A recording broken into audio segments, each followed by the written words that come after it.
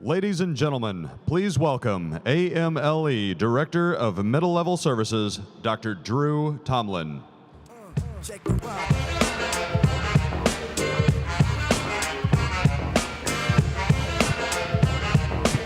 Hey, how's everybody? All right. We're doing okay this Friday morning. All right, so hey, you know what? Let's hear it like we did yesterday.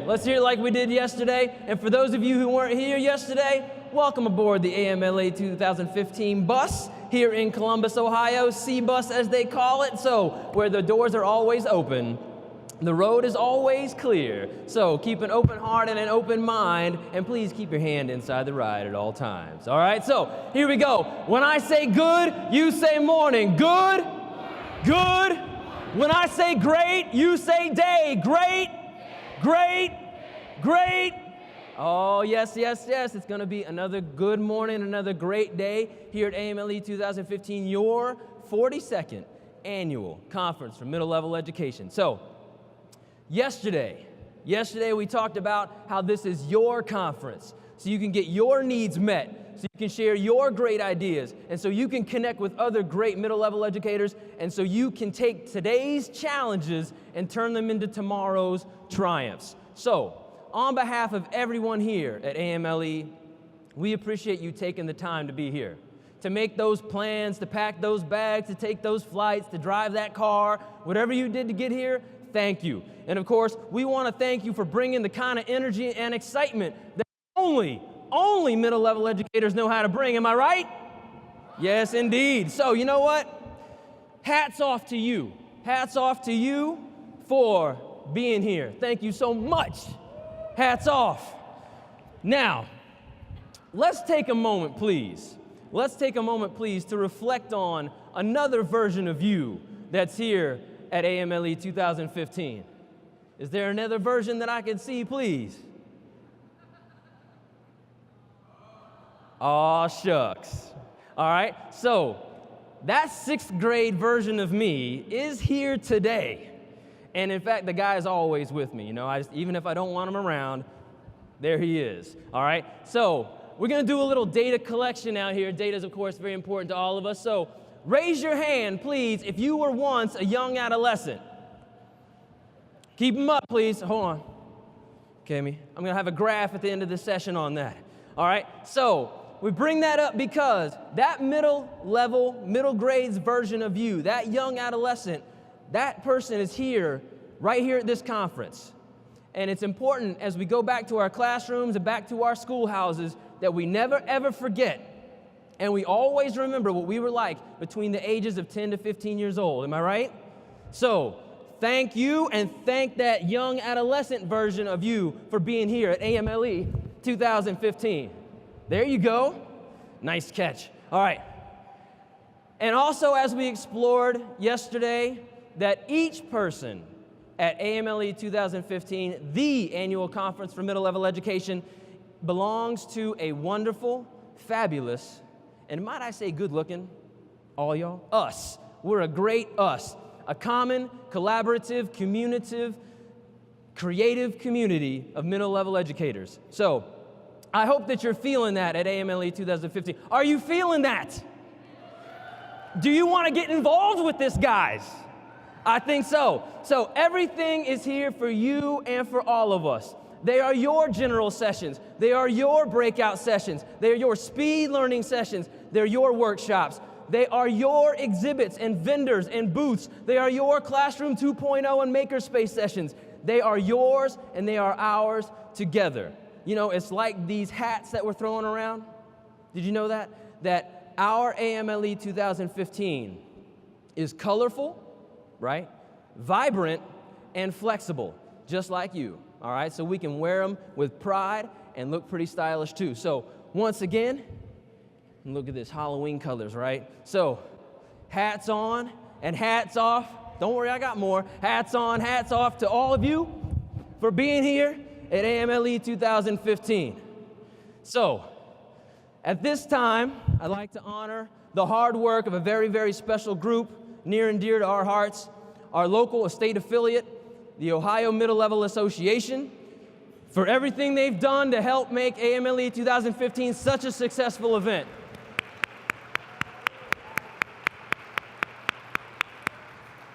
If you're a member of AMLE and you had a hand in making AMLE 2015 such a successful event, please stand and remain standing at this time. AMLE folks, don't be shy. I know you aren't. I saw you last night. A special debt of gratitude to two people in particular, Lori Kubacheski and Paul Destino from AMLE. So Paul was riding that bicycle, throwing out ice cream like a champion yesterday, so good job for you. And I'll tell you what, Paul, have at you, sir. Oh, look at that. All right. So, thank you so much. Thank you to AMLE, and thank you to everyone out there. And now it's my honor and my privilege to welcome to the stage the president of the Association for Middle Level Education, Dr. Kathleen Mccaffrey. Kathleen. On the night, like the 4th of July, 'cause baby, you're a firework. Come on, show 'em what you're worth. Make 'em go. Good morning, and thank you, and welcome to this wonderful day here in Columbus, Ohio, a day that's made for all of you. I'm Kathleen Mccaffrey, president of the Association of Middle Level Education. Welcome to Columbus, Ohio, and to the 42nd Annual Conference for Middle Level Education.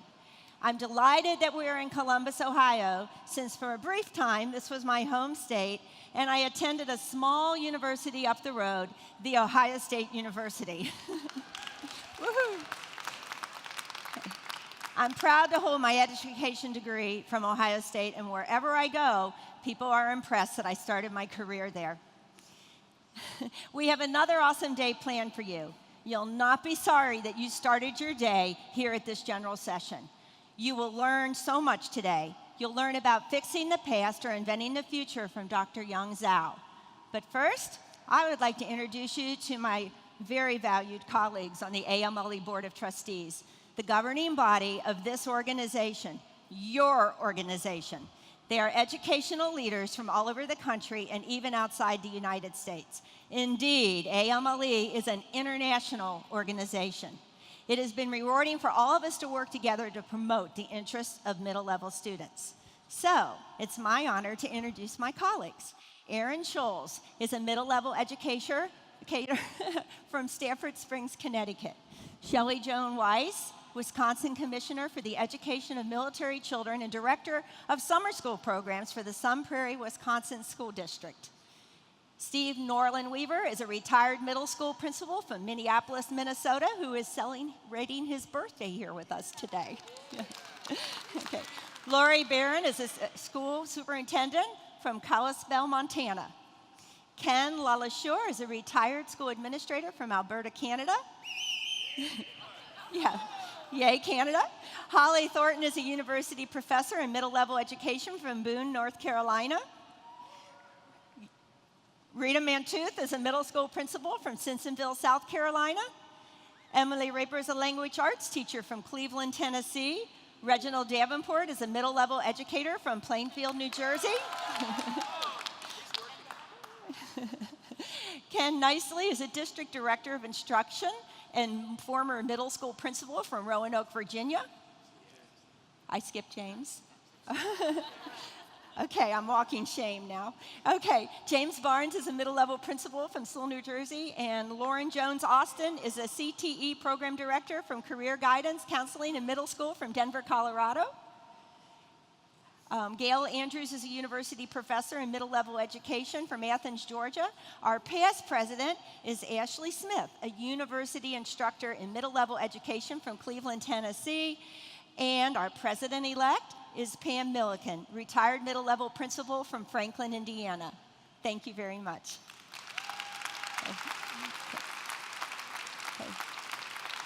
Okay.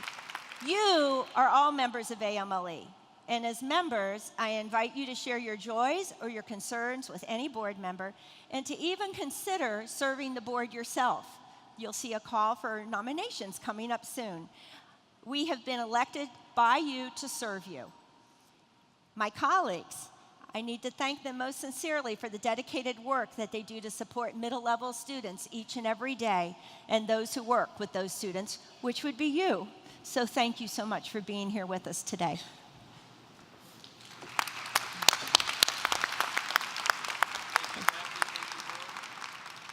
So thank you, Kathy, and thank you, AMLE Board of Trustees. There we go. And Kathy, because it goes so well with your dress, there's your hat as well. Wow, awesome. Yeah. El Presidente. All right, so I'd now like to ask to come to the stage our partner sponsors to come forward so they can be recognized for their valuable contributions to AMLE 2015. So coming on stage with us here. Thank you so much.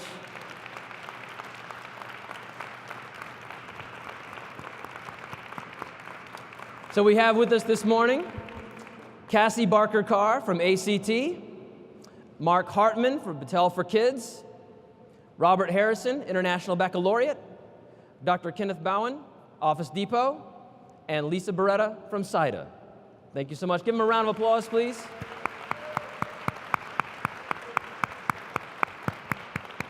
So once again, let's thank the Ohio Middle Level Association, the AMLE Board of Trustees, and our gracious sponsors, our partner sponsors, for making AMLE 2015 possible. Once again, a round of applause.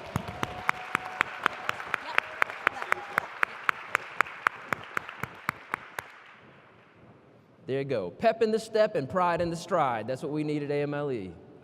All right, thank you so much. At this time, I'd like to bring two wonderful people to the stage, Mr. Jake Sheckelhoff and Mr. Julian Shuttleworth from the Indianola Informal K-8 School to introduce this morning's keynote speaker, and that school, of course, is right here in Columbus, Ohio. All right, so Jake and Julian, come to the stage, please, gentlemen. Clap along if you feel like a room without a roof. Clap along if you feel like happiness is the truth. Clap along. So, good morning, and welcome to the 47th Annual AMLE Conference in Columbus, Ohio. My name is Julian Shuttleworth, and I'm an 8th grader at Indianola Informal K-8 in Columbus City Schools.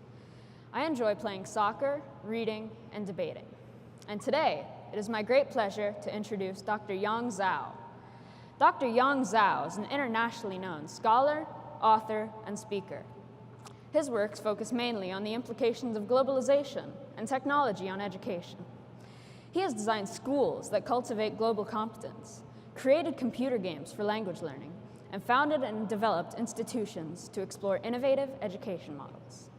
He has also written over 100 articles and 20 books, including Who's Afraid of the Big Bad Dragon? Why China Has the Best and Worst Education System in the World, Catching Up or Leading the Way, American Education in the Age of Globalization, and World-Class Learners, Educating Creative and Entrepreneurial Students. Good morning. My name is Jake Sheckelhoff, and I am also from Indianola Informal K-8. I'm in the 8th grade, and my hobbies include orchestra, soccer, and sketching. Through these hobbies, I've been able to challenge my brain, achieve personal goals, and obtain small awards as a result.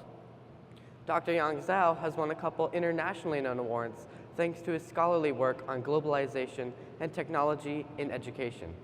He is a recipient of the Early Career Award from the American Educational Research Association and was named one of the 2012 10 most influential people in educational technology by the Tech and Learn magazine.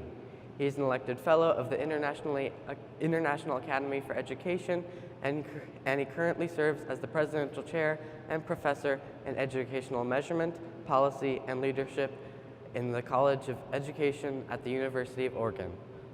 So, without further ado, please give a warm welcome to Dr. Yang Zhao.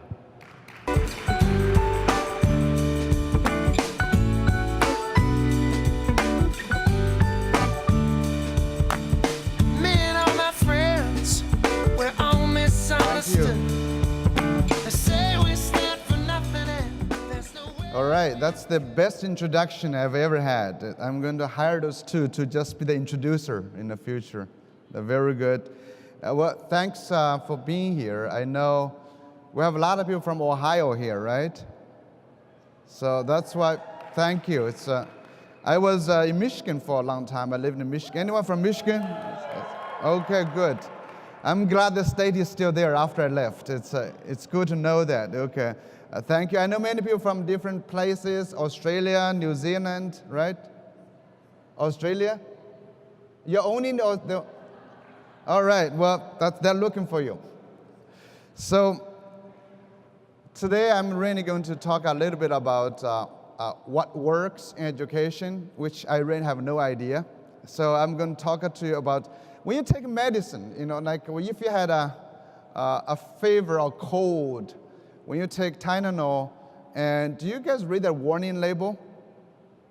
I'm sure tough people in Ohio will never read those things. You just, there's one label that says that, after 7 days or 3 days, if it still hasn't solved your problem, you should go talk to a doctor.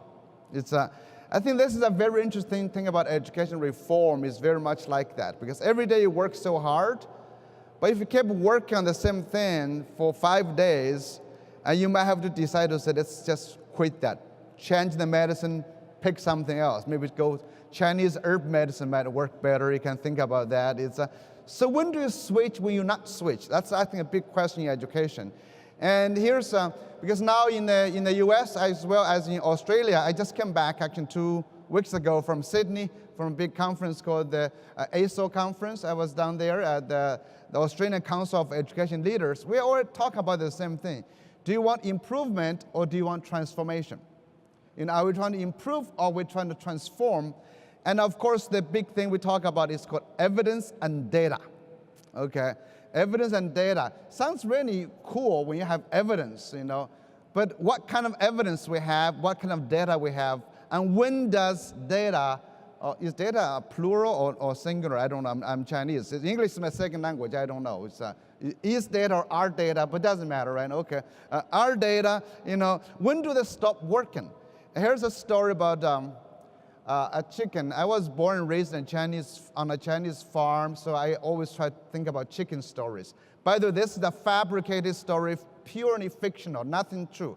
Do not think you belong to one of the chickens. Okay, so anyway, a farmer, Chinese farmer, Ohio farmer, Michigan farmer, Pennsylvania farmer, any farmer, okay, buys a chicken and feeds the chicken every day at 7 o'clock in the morning. So the chicken goes to the farm every morning, and day 1, the chicken says, hey, it works fine. Day 2 works fine. Day 3 works fine. 3 months works fine. You can say the data plotting. It's good evidence for the chicken, right? It's every day, it's exact data. It's actually perfect correlation time and getting fed. And 3 months, 9 months, 364 days until the farmer decides to eat the chicken.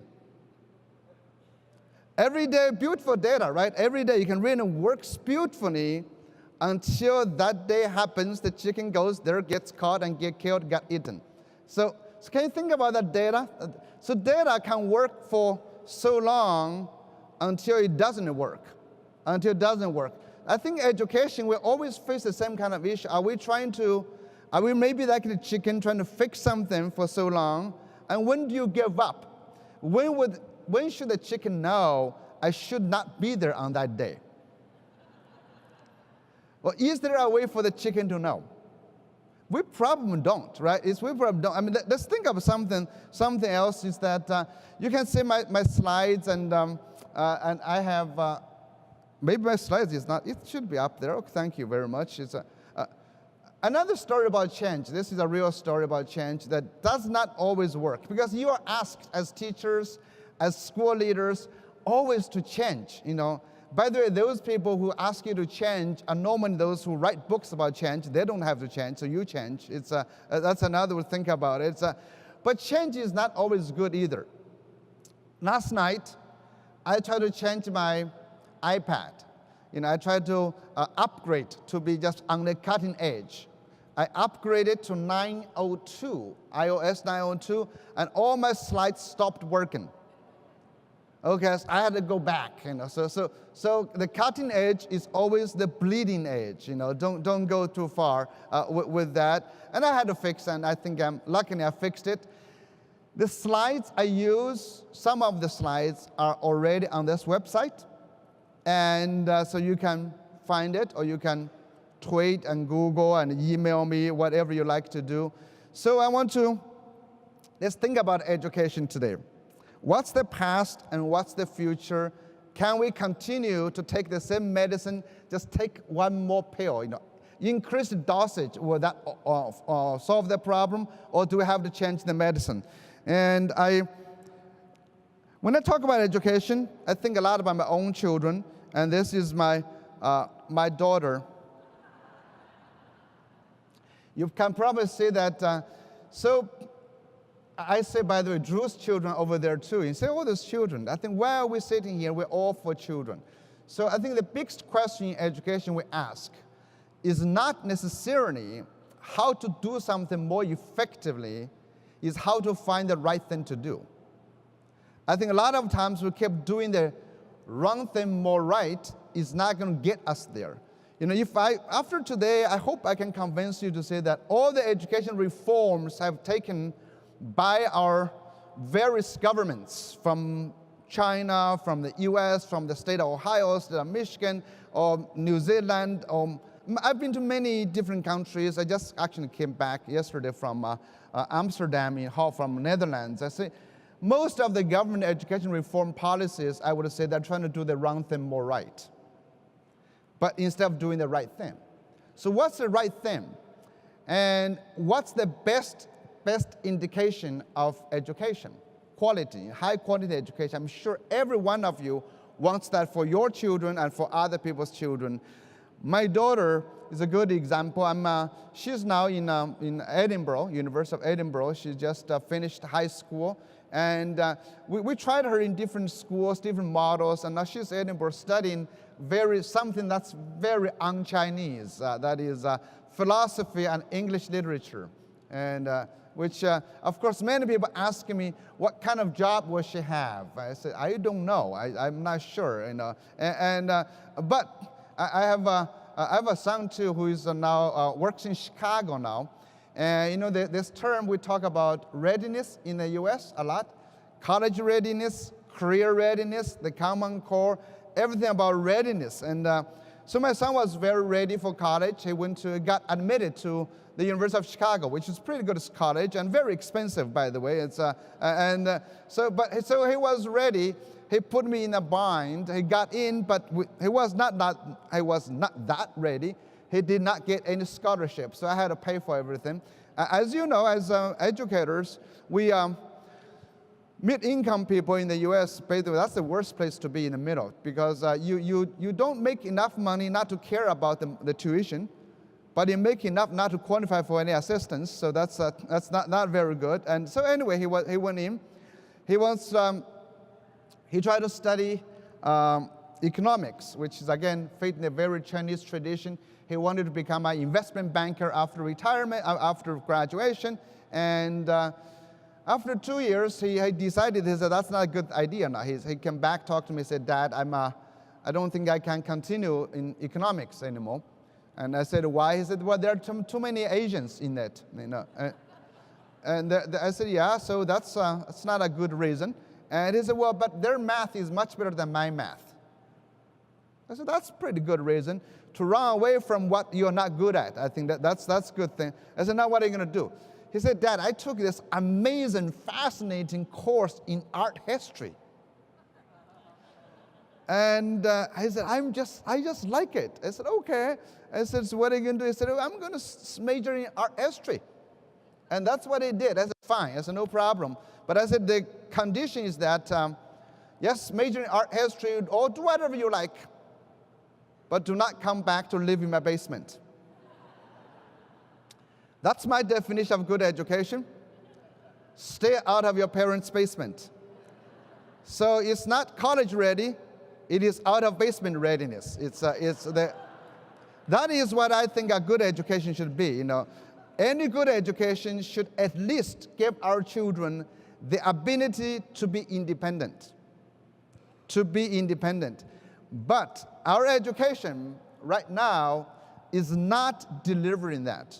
Just ask yourself, how many people you know are there back in their parents' basements? You know a lot, and you know a lot, and a lot of them is not because they did not have a college degree.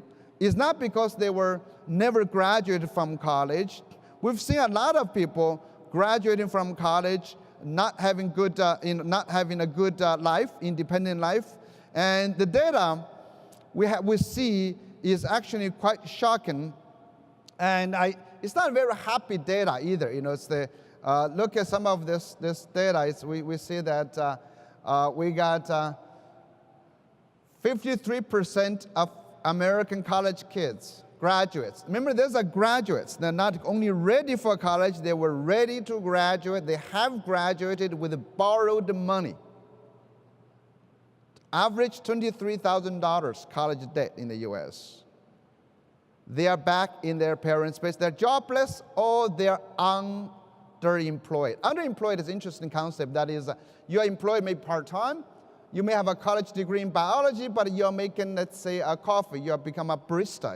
Those kind of fancy terms. Now we have a new profession. And that's why America, if there's nothing, by the way, for those of you who feel America is not doing great, we are doing two things we are doing very well. First off, we still have a lot of candidates for presidents. That's a good thing, That's a good thing. Another thing we should be proud of is that we have the best educated generation of bartenders. Be proud of that. But that's not happy. Actually, this data goes to Korea, goes to China, goes to Spain, goes to South Africa. And just recently, if you look at any of this interesting, what's happening is that we're seeing a lot of countries are facing challenges of called youth unemployment. I want to say this is not an American problem. This is a global problem. This is Australia's recent news report. Youth unemployment hits a new high. That's why they come to Ohio. Thank you very much. And the US, we have a national crisis called youth unemployment. We have UK, England, we got youth unemployment rate is worst for 20 years. This is pretty amazing. And you can see youth unemployment in China is a crisis in the making. And Korea as well, 15-year high. So this is what we have to think about the data we have. We have a generation of youth who have had more education than the previous generations. But how come their fate is not very good? Actually, we have a new term for this generation. They're not Generation X, Generation Y, Generation Z, they're Generation B. They're called the boomerang generation. The boomerang generation, the Australian, you threw them away, they come back. That's what our generation is, the children like this. They come back and stay in your basement, never leave again. That's what our problem right today. So what is going on here? What's wrong with this picture? And how can we solve that? To me, our education has not necessarily been done a poor job. We've done the wrong job. We might be the chicken. We kept going back to the same thing. And now the day the farmer decides to eat us, maybe we have to shift. We have to change. Maybe we have been miseducating our children for society that does not exist anymore.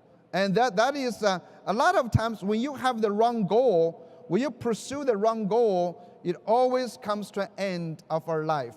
We have this, many of you know this story of the Easter Island story. Easter Island had this great, great civilization many, many years ago before the Westerners arrived. So they built this great giant stone statues. Nobody knew what this was. Well, yes, this was basically the Easter Island's No Child Left Behind. They were trying to, each of the tribes were competing who can erect the biggest statue. The stone statue, like the same thing we've been trying to compete, which state produced the best test scores, which school produced best test scores, what teachers can do. When they're trying to build this, what do you have to do to build this? On this island, you have to send a lot of people to carve the stone out, cut down the trees to transport them, so you neglect the real thing. Because they believed at that time that the taller the statue, it shows you will bring God to you, the God will bestow some good fate to you. Like test scores. Why do we believe, No Child Left Behind, Race to the Top? We believe this test score somehow indicate your capacity for the future. And so these people on this island, they believe the same thing. They say the taller stature means you have more power, more capability, and God will love you more. And but of course, they neglected farming, taking care of animals, doing fishing, exhaust all the island forest resources, and now, of course, cause desertification. The island gets abandoned. Are we doing the same thing in our schools? Are we pursuing this, going after the false goal or the wrong outcomes, the wrong data maybe? That's what we're talking about. So it is time to change. And what happened? What kind of education model we had and why we lost it, why it's not working anymore. If you look at some of our education models, our education paradigm was one that was built in the industrial age. Many of you know this very well. The industrial age model is like this. It's like a funnel. It's like a sausage maker. You put everything inside, the sausage comes out. And if sausage is what we want, that's a beautiful thing to have, right? But if somehow you decide to say, I'd like some bacon, you do not expect bacon out of a sausage maker. Okay, that's something we have to think about.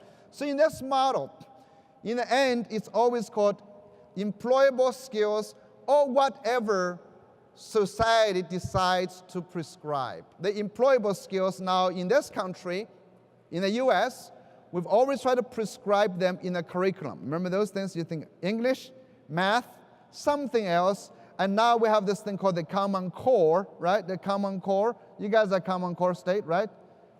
You haven't got rid of it yet, right? No, it's going to be gone, trust me. By the way, I'm actually not people think I'm a really crazy guy against the Common Core, which I am, but I tell people, I'm not against standards. I'm just against the Common Core. So if the Common Core were not common or core, I'm fine with it. So they just, if you say we're not common or core, I'll be fine with it. This idea is that we know, this model shows that, indicates we, meaning a group of us, normally those with power, normally those who are old enough to have power, and decides what our children will need when they enter the society. We do this work based on our past experiences. We talk to business people. Based on our whatever past industries we have, then we prescribe something called the core curriculum or the curriculum, and then we try to implement that in our schools. And we do it, it's like a risk course. 12th grade, 11th grade, 10th grade, so we go down to all the way to kindergarten. You go back to your curriculums, always like this. By first grade, you know this. By second grade, you know this. Third grade, you know this. It's an externally prescribed set of ideas, knowledge, skills, content we want our children to have. And they can learn more, they cannot learn less. By age 7, they should know this. Age 8 should know this. That's why we have this concept called school readiness. Remember the school readiness concept? And when your child go to school, we test your kids. Can you read? Can you do this? By the way, school readiness, kindergarten readiness concept, I really have a hard time with it. Because last time I checked, kindergarten is not a job yet, But now in the state of Oregon, anyone from Oregon? Yes, our former governor did this kindergarten readiness test, right? The kids harbor, that's why he lost his job. No, that's not real reason, but if it were for that reason, I would be happier. But anyway, the idea was that children should know this much, enter kindergarten. Now I look at all of us. I say a good kindergarten should always be ready for any kind of child you have. You should not be the other way around. But we like this idea. This kindergarten readiness concept is actually precisely what the old paradigm is about. It's about you're always ready for something. For 12 years, our children are always getting ready for something. They have no life. It's a first grade ready for second grade, all the way. But the ultimate idea is that we impose on our children a set of prescribed, predetermined knowledge, skills, and content. We disregard all the individual differences. We don't care what you are good at. We don't care what you're interested in. We say, no, we want you to know this because this is what we believe will give you independence, will give you employment, will give you a good life. That's what we believe. So now, if you look at all the education reforms, what we're trying to do, we're trying to fix our curriculum. We say, oh, kids don't do well, they cannot get a job because our curriculum is not good enough. So we spend more time fixing the curriculum. That's why we have the Common Core. Australia has Australian curriculum. Akara is doing that. England has English curriculum. Every country is trying to fix the curriculum, add more. Well, because we have technology that we add computers to it. We have something, we add something. We kept adding things because we believe that's what everybody needs. Then another big thing in our reform is about fixing teachers. Say, well, maybe you're not good at transmitting this, so we'll make you more effective transmitting. You're either lazy or you're not capable. If you are lazy, I'm going to hold you accountable by holding accountable for test scores. If you are not good at it, I'm going to give you professional development required, called highly qualified. We're fixing those things. Or we're fixing assessment. We're going to get better tests, smarter and balanced. Are you smarter and balanced? Are you? Anyone? Park? Any of those testing? Okay. Smarter and balanced and Park, I don't know what they do, but we're trying to deliver better assessment. SAT, don't hate me for saying this, but anyway, and the different testing companies trying to build this thing, I think they're fixing the wrong thing. Because what the real problem is not about better curriculum, is not better pedagogy, is not better assessment. It is the wrong paradigm. We are making the wrong fixes. It's just like the wrong fixes is very much like Nokia phone, the phone maker. I don't know if you know a Nokia phone, the phone maker. Do you remember the phone like this? You probably say, do you remember this, guys? Not many of you are using it now, right? Nokia, as a phone maker, is practically dead, okay? But now they are making different phone now. They are making, because they're trying to compete with Apple. Apple was not even a phone maker. Remember those things? So overnight, the market shifted after the iPhone came out. So people say, well, who killed Nokia? You might say, Nokia killed Nokia. If you look at all the phones, what was Nokia trying to do? You look at the screens. They're trying to add smart features to a dumb phone platform. They're trying to make a dumb phone smarter, but not invent a new phone. That's what our education reform has been trying to do. Because now, the reason is that our old paradigm doesn't work anymore because our society has changed. Remember, the old paradigm, the sausage-making model, was designed to fit in the old society that had many jobs created by a few people. Many jobs created by a few people, and this is what like. But today, those jobs are gone like this. You can see that that's just practically gone. And this is caused by technology.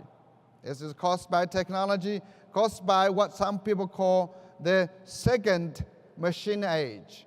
We have arrived in the second machine age. That's digital technology, not steam engine anymore, is driving automation, replacing lots of human functions. And as you saw, the robotics replace a lot of jobs.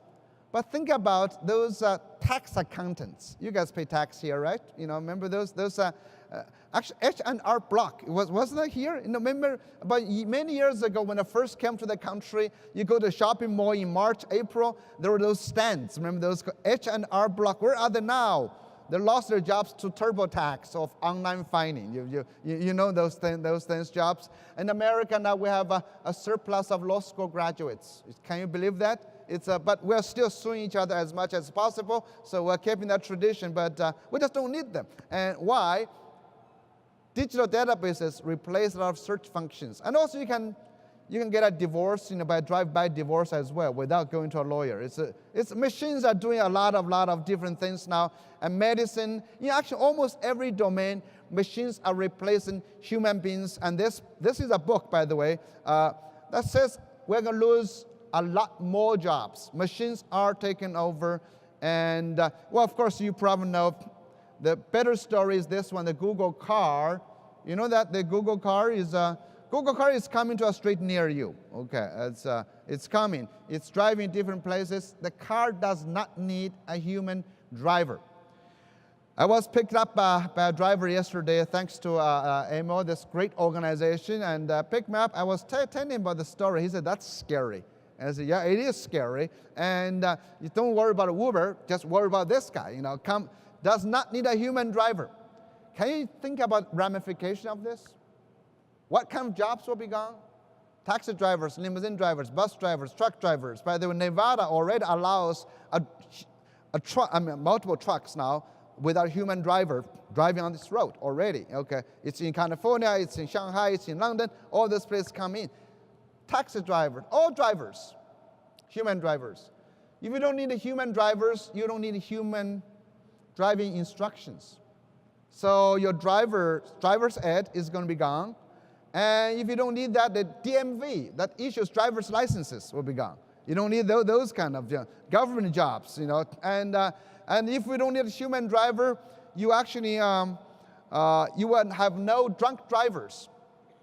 You can drink and drive, and not drive, drink and ride, no problem. And so there will be not so much need for state troopers on the highway. They have nobody to arrest. You cannot arrest Google for this because he's not drinking. And so you don't need as many police. Traffic infrastructure, traffic lights. These guys don't rely on traffic lights. If you're making traffic lights, be in trouble. Rear view mirrors, you know, and the steering wheels, gas pedals, brakes, all of those will be gone. Think about it's related. Well, the same thing as in Ohio, we used to have a lot of horseshoe makers. They are not here anymore. And this is another thing. Just think about that. If a job cannot be replaced by machines, by the way, a lot of jobs have been and will be replaced. But if they cannot, they can be outsourced.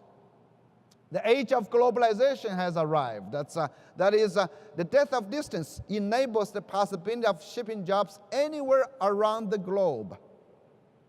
The only question is that, what can you do and how much does it cost? If a job, if it takes less than 10 times of what it costs in Ohio, that job will be gone to whatever that might be. Could be Tennessee, could be Mexico, could be China, Indonesia, the Philippines. You know, that's why China now is having a hard time with employment. China has lost a lot of shoemaking jobs, manufacturing textile jobs to Vietnam. And Vietnam is going to lose those jobs to Cambodia to Bangladesh. That's going to shift around. Question, so now, basically, in the US, in most developed countries, we spend a lot of time educating our children. A lot of time, a lot of money. We spend on average $115,000 for 12 years in the US. Shanghai may spend $10,000. India may spend $3,000. So are we giving our children 10 times more of the skill that those children are getting? Or are we not? So the question for you to think about, are you teaching your children to compete with machines? Are you teaching your children to compete with those children who are less fortunate to have the resource to develop different set of skills? And by the way, test taking is not a good skill to have, okay? That won't take you very far. And you cannot compete with Chinese for that matter, you know. We've been practicing that for 2,000 years, and we know how to do it. And so what's the future? What can happen? And by the way, this is actually nothing new. Human beings go through this all the time. And this slides, for example, and by the way, I think that, I don't know if they can adjust the slides, but if they can't, I'm going to show you this. Look at this. This is 2,000 years 200 years of jobs.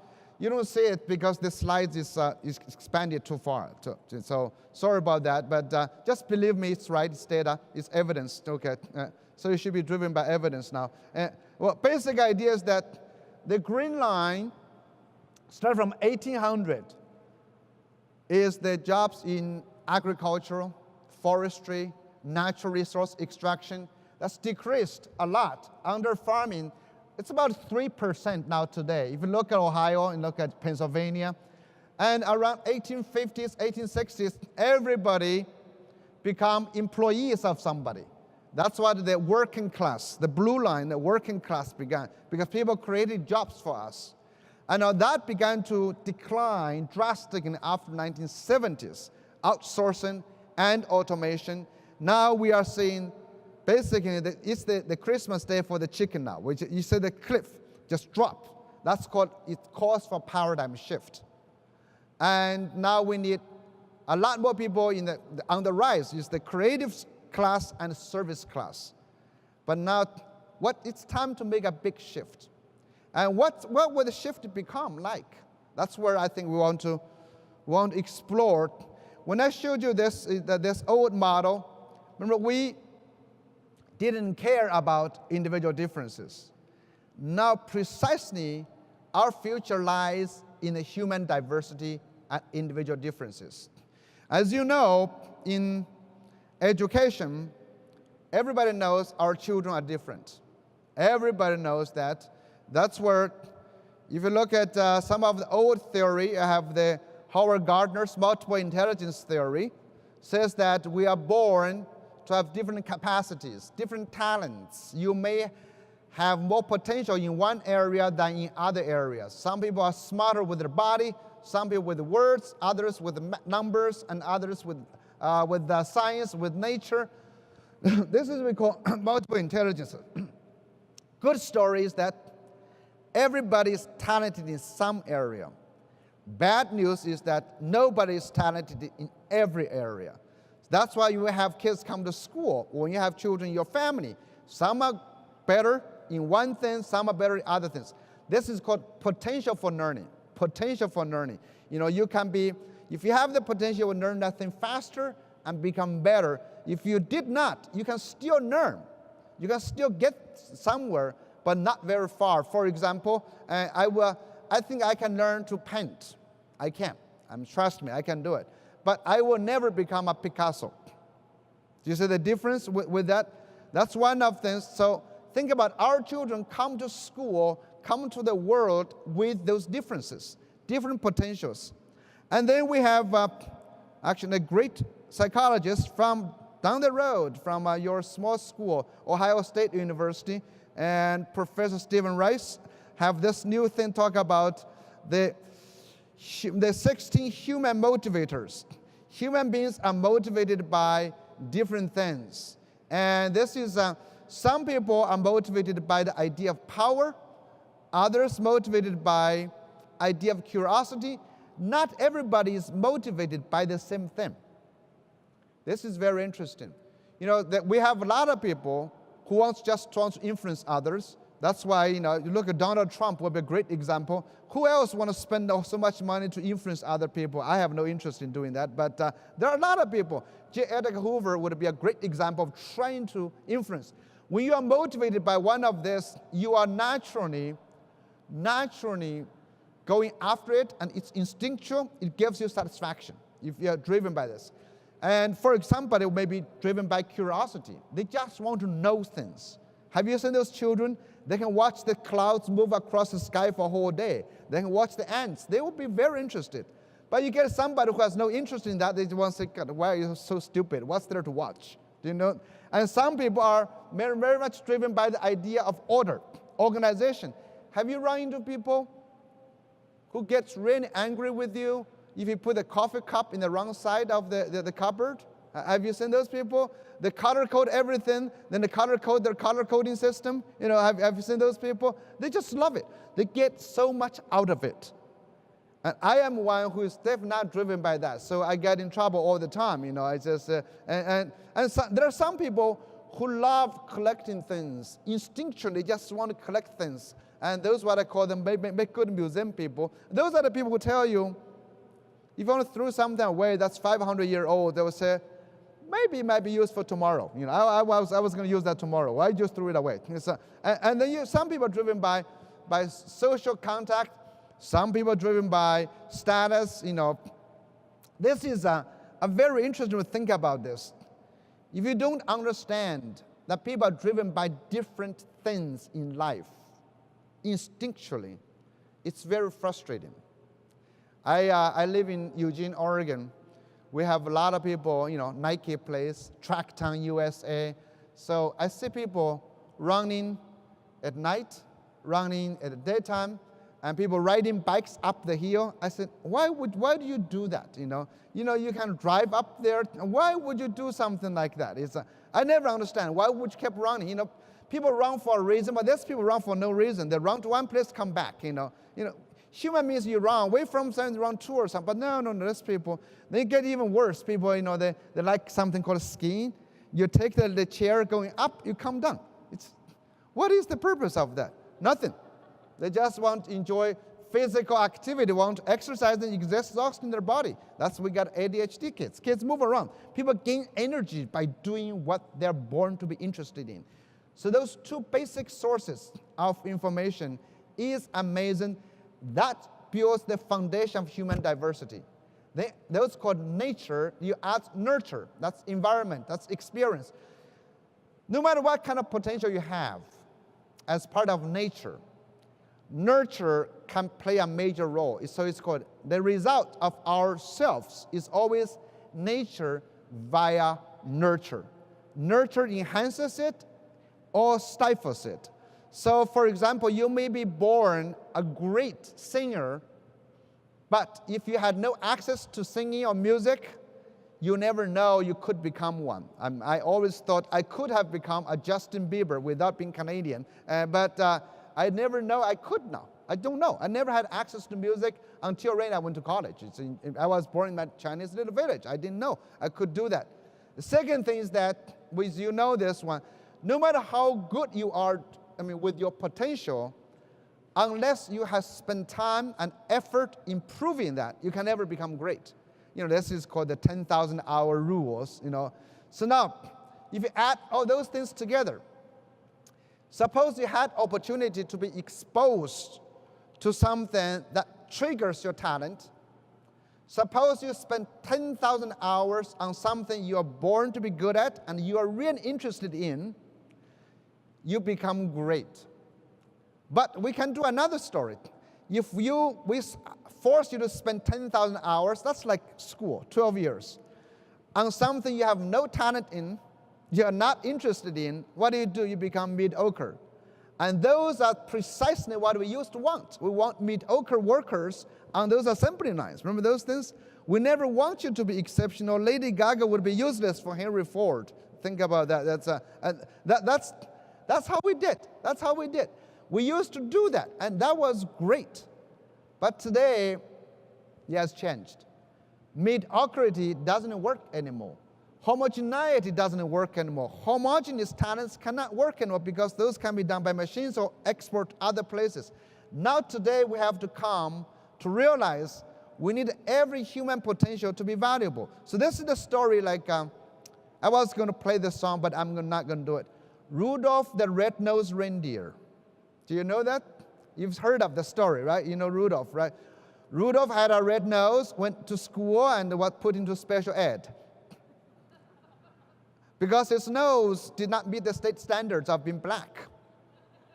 The state standard was being black and didn't work, and so he was laughed at, he was put outside. But until one foggy Christmas Eve, Santa Claus was looking for a GPS. And Santa said, hey man, you can be a GPS, looks good, and Rudolph become valuable. So I want to say talent changes. What didn't work before will work today. What was not valuable becomes valuable today. So this is also the result of technology. Technology, globalization, economic development give us something, gives us a new society that makes every talent valuable. And this new society, according to Daniel Pink, is called the age of abundance.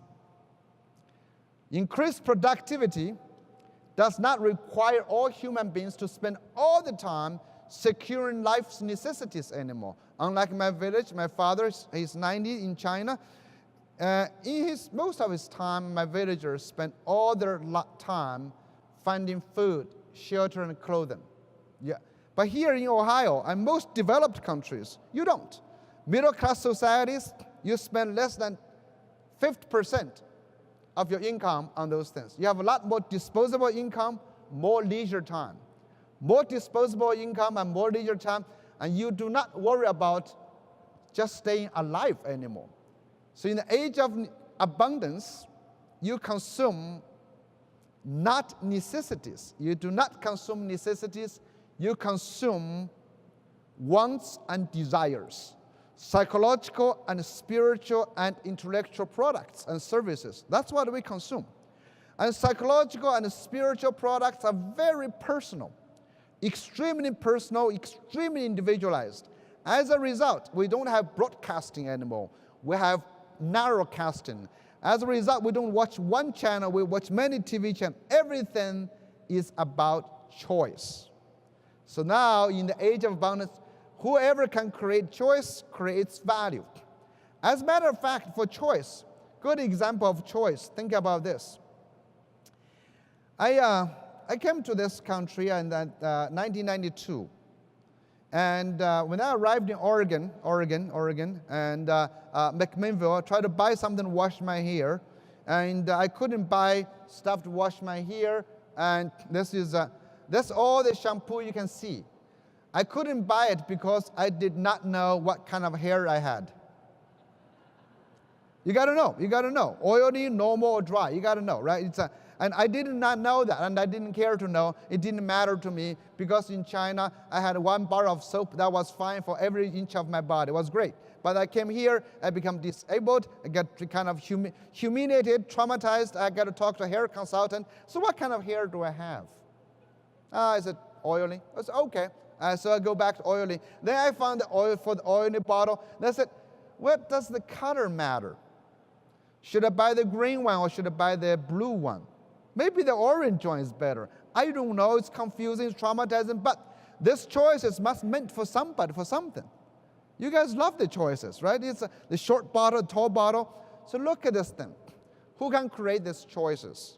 And hair washing, just from this one thing, in the US, most developed countries have become a completely new industry that uses all sorts of talents. Designing the bottles is art.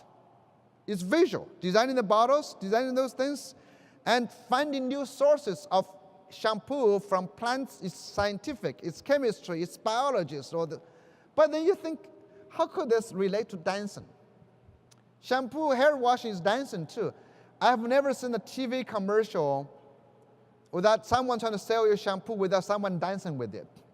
I didn't know, if washing hair involves dancing. Singing too, it is the singing, dancing, writing, marketing, and then of course AMLE has to hire those people who are good with people to sell you too. So everybody can do something now. So the whole range, it shows in a new age, every talent is very valuable. Traditionally undervalued talents have become valuable. Traditionally useless people have become useful, like Kim Kardashian. Really, she belongs to a new class of people, which we call celebrities for nothing. They are famous for being well known, but do not underestimate these people. Really, they create value for somebody. You may not like them at all. You may hate them. But they create value. They represent a choice for a small group of people, as psychological, as spiritual. Oh, I don't know why Kardashian is spiritual, but anyway, let's go that way. But it could be entertainment. They are no different than those great baseball players. I know if I Ohio State, if I had the Buckeyes, I said the football players, they're the same. They belong to the same group. And they can create value because they become a choice of entertainment. And today, can you imagine how many we have? All kinds of things. Almost everything we consume today, art, music, dancing, entertainment, sports, all of those things has to do with psychological, spiritual. So today, you need to think about this. If Kim Kardashian is useful, anyone can be useful. That's the idea. That's what we need to think about. All around this wheel, everybody is talented. But in our school, our curriculum disengage 80% of them. Our schools only right now value math and language arts. We get rid of others. I'm trying to call our curriculum is discriminatory. In this country we have no discrimination based on gender, based on country of origin, language, but we allow discrimination based on cognitive styles, based on cultural diversity. We value certain school, like if my daughter wants to school, if she only wants to do dancing, I think as a public school, the school should just let her dance, if she didn't care. When you do this, when you only value a few, what do? You disengage a lot of kids. You sort kids. Kids come in, they hate school, they disengage, especially in middle schools. When they come to 6th grade, they begin to find that they lose confidence, they lose interest, they become disengaged. Because nobody wants to be in a place they feel as a constant failure. And in this old model, you make about 80% of them as a failure. That's the same thing with this interest. We don't value every child in this model at all. We value only a small percentage of those people. But now, so the first point I want to make is that we got to change our thing to say every talent is of great value. And can we make that major shift? We have to think about Rudolph's red nose is actually a great asset for himself. Can we make that shift? But that's not sufficient. We also need people to become creative because you are unique. Unique has to add on something to great and creative. So how do you become creative? Creativity is a natural thing. Everybody is born creative, but we lose creativity in many ways because our traditional schools do not enjoy creative people. I've seen this, one of the ideas, for example, when you say a lot of kids come to our school, we look at the kids, we say, this child is not school ready, right? One of the things about readiness is about following and obeying school orders. In one state, I think the state of Maryland, had in the kindergarten readiness standard. Anyone from Maryland? You can tell me if I'm wrong, but I think Pennsylvania is trying to learn from Maryland. They have one standard in the kindergarten readiness said you can walk in a straight line. Okay, that was the standard called kindergarten readiness. I thought that was when you do that's what you do when you get caught by a cop. When you get older. But they get a head start, I guess. That was a good thing. And now when we do this thing, we don't like creative people. Actually, that's why in our schools actively stifles creativity. This is an interesting format to think about. Age 5, this is measured called divergent thinking skills. 98% of our children are creative at the genius level.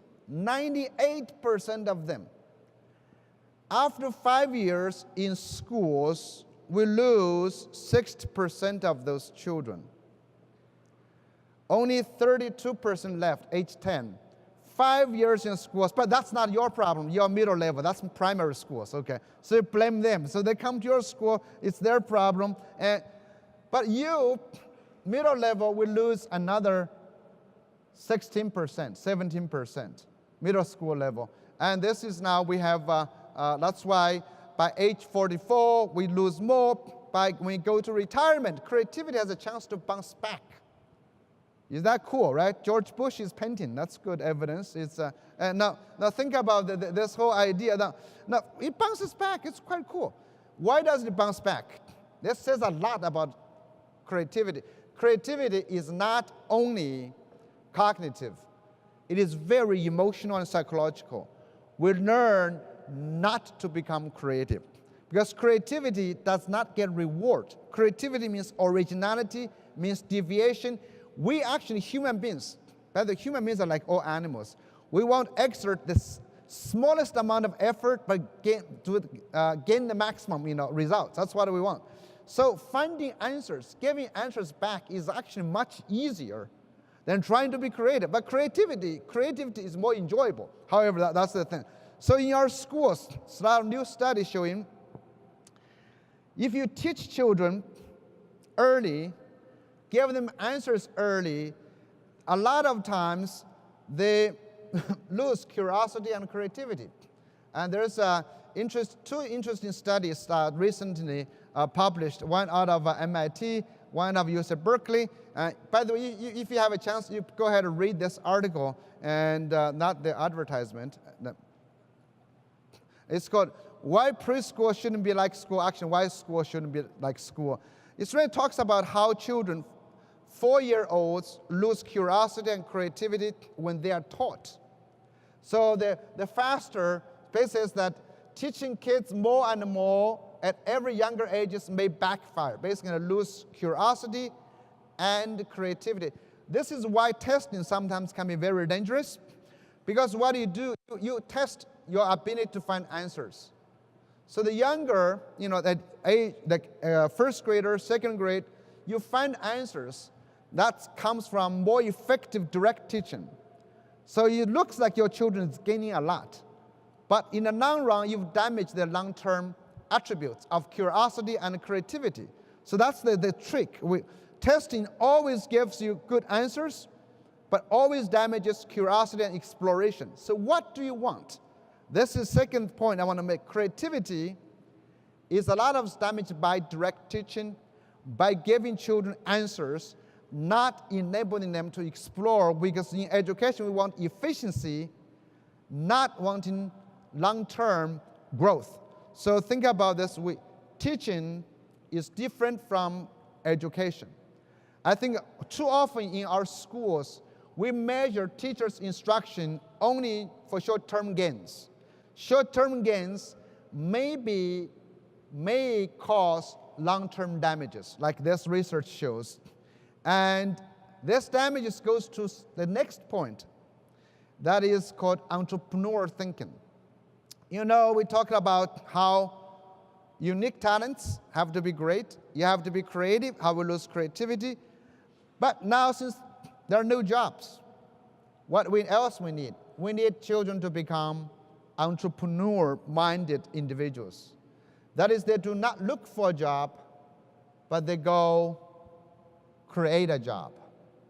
They create opportunities. They do not fit in an existing world. They create a new world. And for that, they need the entrepreneurial spirit. And we need all kinds of entrepreneurs. We call business entrepreneurs, social entrepreneurs, intrapreneurs, and policy entrepreneurs. And they need different kind of skills and talents. And that is, most of us call this like non-cognitive skills, soft skills, confidence, friends, that's social intelligence, collaboration, risk-taking. All of this, by the way, can be sacrificed if you just pursue test scores, content, and simple skill development. So that is why I try to point out this idea of side effects. Again, I'm going back to medicine. Tylenol, you read the warning label again, it says something else. It says, it may cure your runny nose, but it can cause a bleeding stomach. Do you guys read that? It's very scary stuff. Okay. Have you ever received warning labels like that in education? Some reading programs should come to school reading. I know this for sure. Reading programs should say, this reading program may improve your reading scores, but may cause your children to hate reading forever. Have you seen those things? They should get there, right? They should always hand those out. And let me show you some data about that. So, there's all education reform in the US, in Australia, in England, every place is predicated on this one simple theme. That is, American education is getting worse, is in decline. Remember those? That was the idea. Everybody tells you that, your governor tells you that, everyone says, we are in decline, we're getting worse. So I go back to historical data. I said, is that true? Because all of this data is based on international test scores. So I said, okay, let me go check it. I can tell you honestly, based on international data, historical data, American education is not getting worse, is not in decline. It has always been horrible, always been bad. It's not getting worse. We had an awful start. 1964, the first international mathematics study shows Americans 12th graders ranked 12th out of 12 countries. We've never had a good old day. So tell people It was never good, okay? Was never good. So this is good data, okay? We have all these things. And the same thing actually for many other countries. But now you wonder, if our education was worse than Russians in 1950s, worse than Japan 1980s, worse than China 1990s, than 21st century, why is America here? I know some of those Canadians, Alberta, you wonder this all the time, right? So the Canadians to say, why are you still down there? Okay, why are you still? Remember the side effects? Side effects I showed you? American students have never scored well in any test. This is a 2003 TIMSS, Trends in International Mathematics and Science Study. American kids always score below Asian kids. Shanghai didn't do it. Singapore, Korea, Japan, Taiwan, Hong Kong. But then on this test, they ask another question. Remember I was talking about non-cognitive? This has to do with confidence. Do you think you're good in math? American students, no, we're bad, but we think we're good. We outconfidence every country, just to say, Americans, we're pretty good, we're doing very well. So that got me thinking about the data. So I was talking about side effects. So maybe it's this American confidence that saved this country. And as you can see, any international test, all countries with high test scores have lower confidence, lower enjoyment in math. That's 2003. This is 2011 data coming out. You look, Korea, all the top scoring countries in math. I call the top scoring countries because they're all East Asian countries. They're all chopsticks countries. If you use chopsticks, you score very well in math, but you are not very confident. So what do you like to have? Long-term and short-term. So I want to bring this back together. What would the new thing would be? By the way, people like the PISA test. People like Finland. If you talk to Finland students have best test scores in science, but they have no interest in science.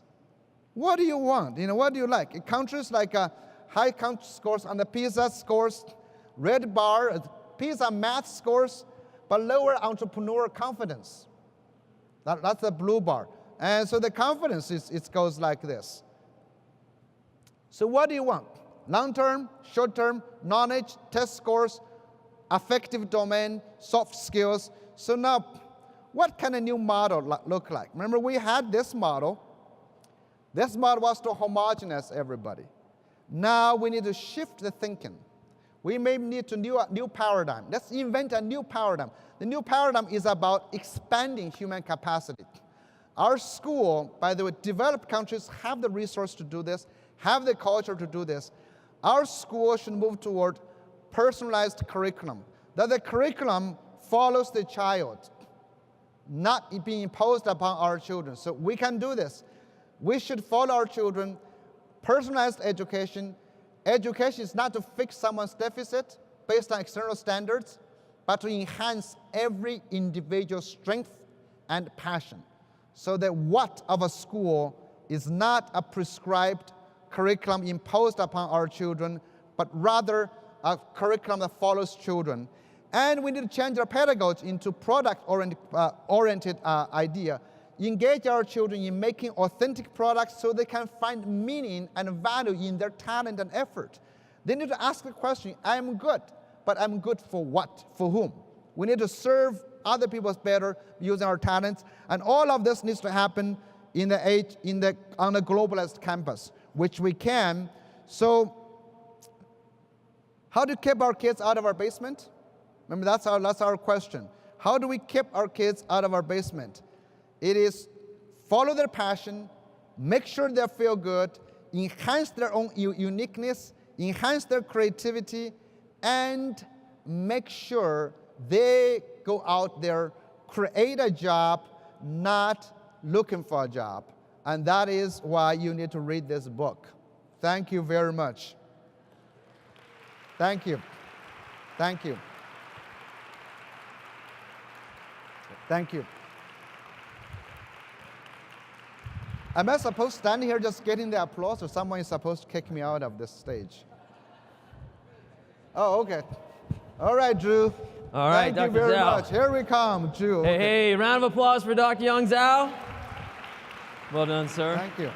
Wow, so many different intersections that you illuminated for us today. Globalization, technology, and shampoo, and Rudolph the Red-Nosed Reindeer, and getting out of your parents' basement. So thank you so much. And Jake and Julian, are you all still here? Jake and Julian, the two students? I want you to, with your talent, I'll tell you what, I don't think you're going to be in the basement when you get older, so thank you so much. And also their instructor from Columbus City Schools, Tim Wangler. Will you please stand up? Tim Wangler. Good job, man. Who helped? Good job. Thank you. Helped the students today and yesterday as well. Did you listen to it? So thank you, Did you Dr. listen Zhao, to for being with us today. He's going to be part of a compelling panel at 10:15 a.m. today, along with Cassie Barker-Carr from ACT and Dr. Yvonne Goddard from The Ohio State University. And immediately after we conclude today, he's going to be in the exhibit hall in the AMLE Resource Center to autograph his books, Who's Afraid of the Big Bad Dragon and World Class Learners in the AMLE Resource Center. So please explore our wonderful exhibit hall and spend time with Dr. Zhao. You won't be disappointed. And as I said before, I know it goes without saying, we're so happy that you're here. Thank you for being such a fabulous us. It's such a great thing. What a vibrant group. So we're all here for you, everything that you do for us. And as you enjoy AMLE 2015, please keep your eyes on the prize for AMLE 2016 happening in Austin, Texas. All right, the call for presentations is already up on www.amle.org. So get ready to amaze us, astound us, and delight us in Austin, Texas in October of 2016. So once again, hats off to you. Have a great second day of your 42nd Annual Conference of Middle Level Education. There you go, y'all. Have a great day.